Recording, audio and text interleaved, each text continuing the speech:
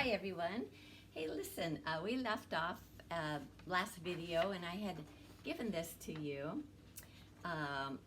asking you to fill in the guide notes. And I just wanted to ask you if any of you figured out that actually sometimes they can have two guide notes closest to them.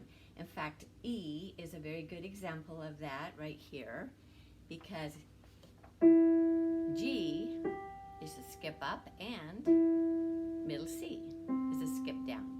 So I hope you had fun with this. This is a great way to review the closest guide note. If you had any struggles with it, let me know. I think we've gone over the guide note idea very thoroughly. Remember, this is your F line here, so F would be the closest guide note to G. You can always go back and look at old videos if you get confused. Now, also in our last video, I like to use this first video to review what we covered last time.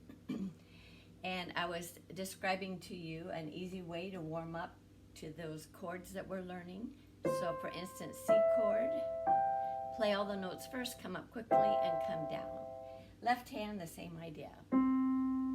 Whenever you're working with chords, if your hands are a little stiff, if you're just a little older and you're a little achy, you want to go really easy. Even when you're just very weak fingers, that's just a good way. Even if you're young, it's a good warm up, and then come right down. It's like you're connecting, your fingers are connecting to your brain, and it's telling them to come, to keep those down, and those are the fingers you want to use.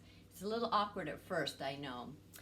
Okay, another thing I wanted to cover is, in this video, is the C scale that I gave you.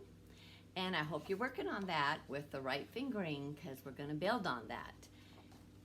And in a C scale, C would be called the tonic or key note. If you go up 4, so you're on low C, there's F. F is the subdominant, and G is the dominant. If you keep going, B is the leading tone, and you can just hear that it needs to lead to somewhere, and it comes back home to C. So that is the C scale, and those are good terms to use. In fact, try to remember those, because we'll be using them in the future.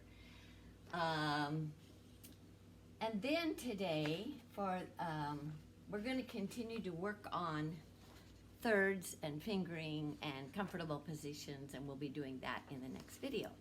So